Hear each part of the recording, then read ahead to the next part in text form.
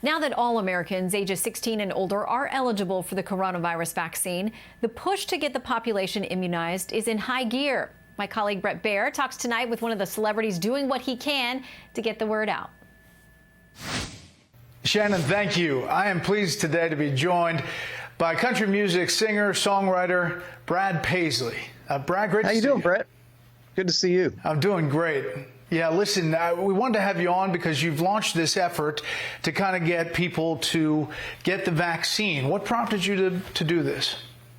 Well, you know, we've got some great plans for this summer, and Nashville, we're actually playing the 4th of July, which is going to be a really amazing sort of welcome back Nashville show on the 4th. And I've got some good friends at Vanderbilt Hospital, and a lot of people have been talking to me about this situation. I just think it's our way back.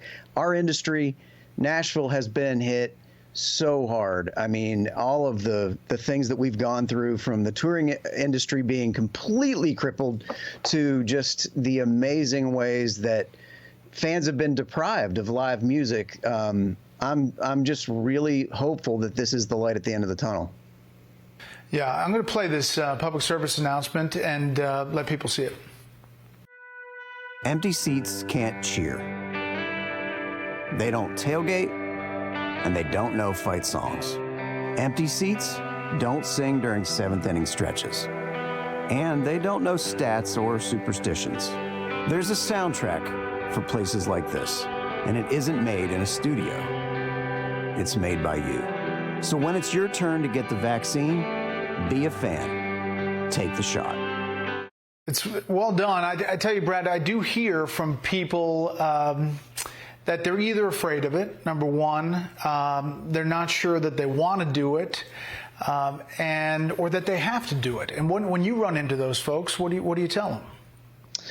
Well, I mean, look, obviously, this is the kind of thing that I think folks think was quickly thrown together and maybe not researched. But this is a 10-year effort on the part of these manufacturers that was luckily ready for this.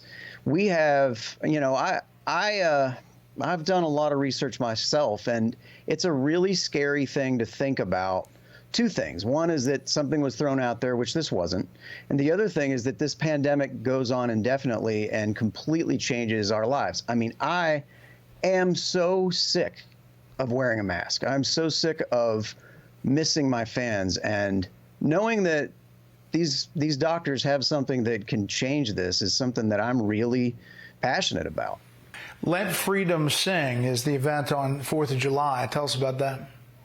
Yeah, so Nashville, it was interesting. We were going to do it last year, but we couldn't do it. But this year, Nashville's done a really good job of rolling this out. And we're going to be playing on Broadway, sort of free-for-all, show up and celebrate the fact that I feel like life is maybe coming back.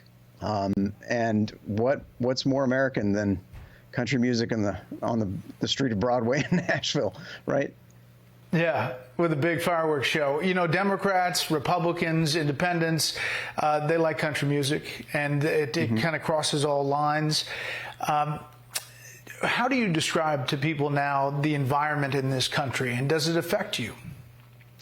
Well, you know, as a country singer, we are certainly in the sort of what you would call rural demo for the most part. But I think we have a wide-ranging appeal. And I don't feel politics or any of that when we're out on the road. But the issue really is lately I haven't had the chance to be anywhere and see these people that truly what you feel as a country musician is love. You just feel like you're representing those folks. And, and so it's something that, for me, I feel like getting back to normal is going to be really important for all of our sort of mental health and welfare, because I have missed so much not seeing these fans.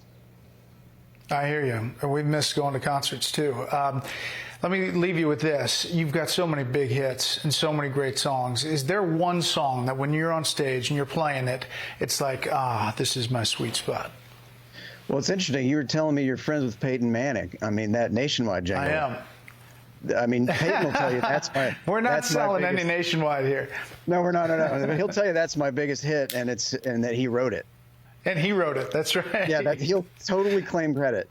No, I think the one song that's the sweet spot for me lately is "This Is Country Music," because, it just talks about what country music is to people, and I think it's more important than ever that we sort of feel pride in being American, in finding some way to cross these boundaries. And that song to me always just represents a lot of the things we stand for. So I'm anxious to play that in front of human beings that are right in front of me again one of these days. Brad Paisley, we're anxious to be some of those human beings. We appreciate your time, and we'll see you down the road. Come see me, Brett. Absolutely. All right. You got it.